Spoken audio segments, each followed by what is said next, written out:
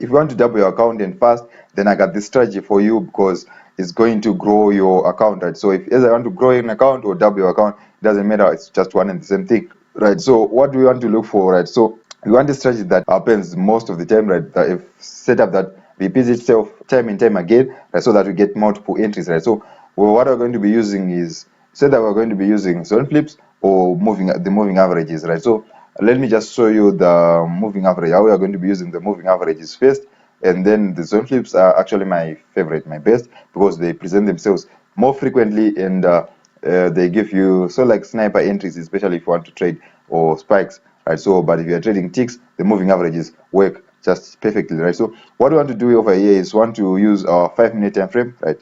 At least our 5 minute, right?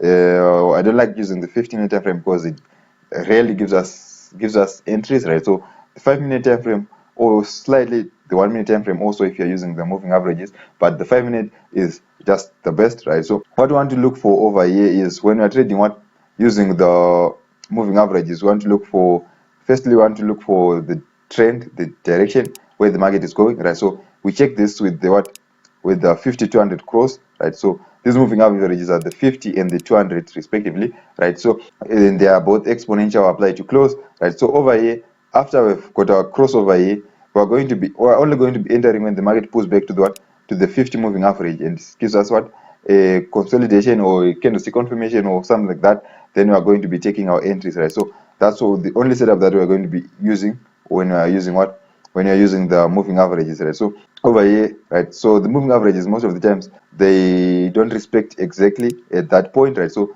as you can see over here, it's ranging, right? And now it's so like respecting both the 50 and the 200, right? Then over here again, we call this respecting the 50 moving average, because it's still in that area again, right? So you have to be quite careful when you're using the moving average, so that you don't think that you missed an entry while it's still there, while it's still on the table, right? So over here, we just want to see our consolidation or our candlestick confirmation. For candlestick confirmations, you can shift up to the 15-minute time frame, right? And then you can get those candlestick confirmations, right? So over here, we're going to be entering whenever the market pulls back to the 50 moving average, right? Gives us a candlestick confirmation, and we are going to be taking our entries, right? Then this over here, I don't like entering here, because the market is momentum, right? So if you see that the market has momentum, it's better to avoid trading at the 50 moving average, because most of the times maybe it wants to come to test the 200 moving average, right? That's will be its target, right? So over here, when the market has got too much momentum, I don't like to enter, right? So I want to see that the market is slowly losing its momentum, right? So as you can see over here, it's giving us a green candle, red candle, green, green, red. And so it's like slowing down in momentum. It's better than just having green candles, green, green, green, green. And so I want to see a slowdown in momentum, then I will take that trade, right? So you can also use the 1-minute time frame for this. So especially if you want to scalp, right, because you want to get as many entries as possible, right? So over here again, you enter here, right? So the 5-minute time frame doesn't even have that much entries. So imagine if what the 15-minute time frame will do.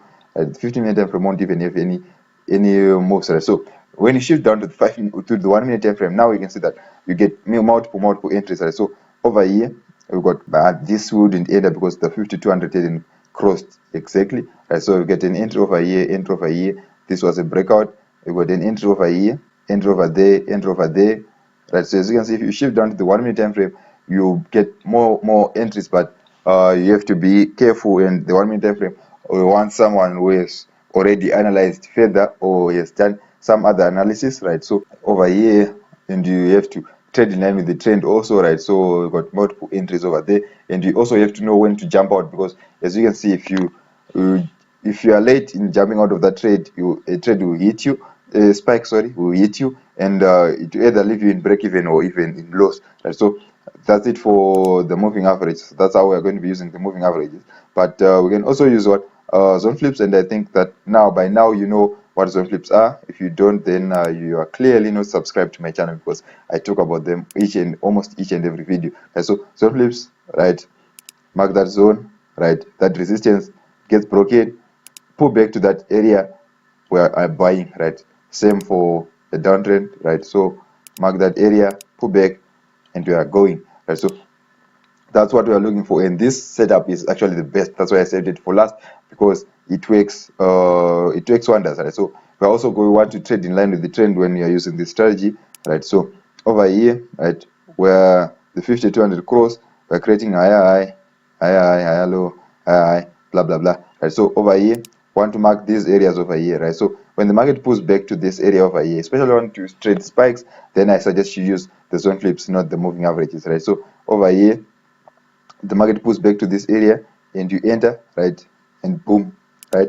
So that's just how we are going to be trading using this, right? So over here the market doesn't come back at this point, but it later came back right over here, right, giving us multiple spikes, right? So if you are using the zone flips, then most of the times you get more entries, and after getting more entries, they're also sniper most of the times, right? So over here, this one hit our loss, right? Or you couldn't have entered, right?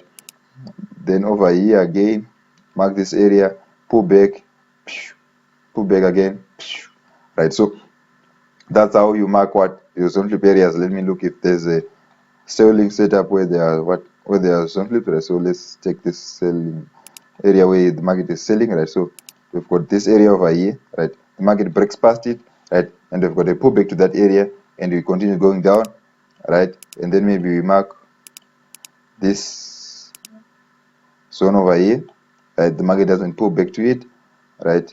Then we pull back to this area over here, and this area also, because we've got a support and the support level there, that when we break out, we've got a retest that, and a retest also over here, testing also our moving average. They're making this a very good trade, right?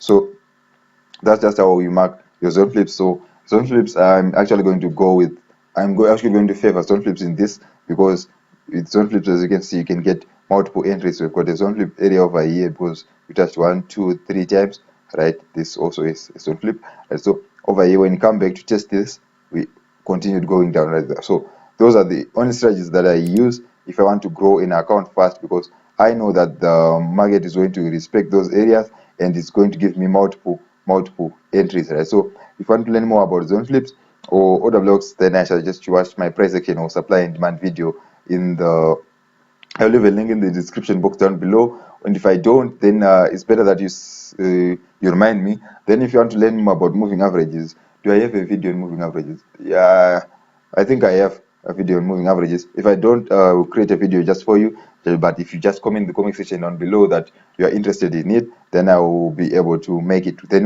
I will make it there.